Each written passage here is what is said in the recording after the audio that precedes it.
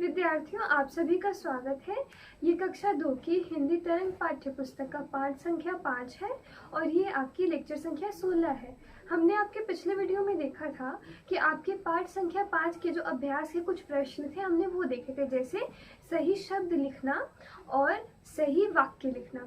अब इस वीडियो में हम देखेंगे कि सही शब्द पर निशान लगाना, जो आपके अभ्यास का ही प्रश्न है, और फिर एक और प्रश्न है, एक शब्द में उत्तर दीजिए, और फिर आपको चित्र की सहायता से शब्द पूरे करने हैं। तो आइए देखते हैं वो कौन कौन से प्रश्न हैं।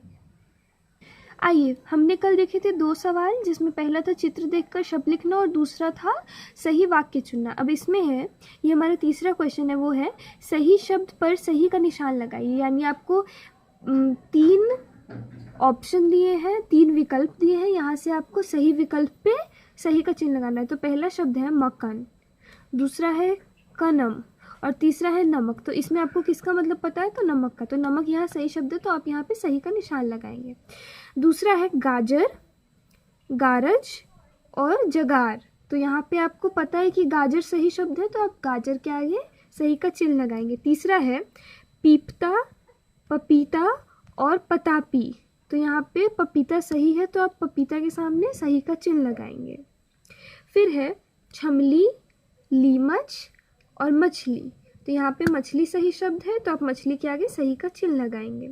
फिर है पालक, पाकल, कल्पा। तो इसमें सही शब्द क्या है? तो पालक। तो आप पालक के आगे सही का चिन्ह लगाएंगे। चौथा प्रश्न है एक शब्द में उत्तर दीजिए। यानी आपको सवाल दिया हुआ है, आपको बस एक शब्द में उत्तर देना है। तो पहला सवाल है वर्णों के सही मेल से क्या बनता है। जब हम वर्णों को सही से सजाते हैं तो हमें क्या मिलता है? तो हमें शब्द मिलता है। दूसरा सवाल है शब्दों के सही मेल से क्या बनता है।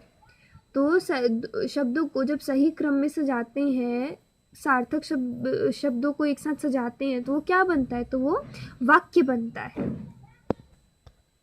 अब यहाँ पे है चित्रों की सहायता से शब्द पूरे कीजिए। तो यहाँ पे आपको ये चित्र दिया है और यहाँ क और म लिखा है। तो किसका चित्र है? कलम का। तो आप यहाँ पे ल लिख देंगे, तो ये कलम हो गया। फिर यहाँ पे आपको ये चित्र दिया है और यहाँ पे म और का लिखा हुआ है, तो यहाँ पे क्या हो जाएगी? मक्का हो जाएगा। फिर है यहाँ पे ये चित्र दिया हुआ है और आपको शब्द दिया हुआ है का, यहाँ कुछ नहीं दिया। फिर यहाँ तू, फिर स, तो ये कारतूस का चित्र है, तो आप यहाँ र लिख देंगे।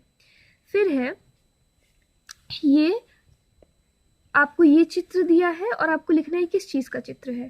तो यहाँ पे आपको स और द दिया हुआ है, तो ये किसका चित्र है? सलाद का। तो आप यहाँ पे ला लिखेंगे। फिर ये चित्र दिया है और आपको लिखना है ये किसका चित्र है। तो आपको द और ई दिया हुआ है, तो यहाँ पे आप क्या लगा देंगे? वाह। तो ये क्या हो जाएगा? दवाई। फिर यहाँ पे आपको चित्र दिया हुआ है और ये किसका चित्र दिया हुआ है? आपको ई दिया हुआ है और आपको ये खाली जगह दी हुई है, तो यहाँ पे आप ख लिख देंगे, तो ये ईख हो जाएगा। तो ये आपका ईख हो गया।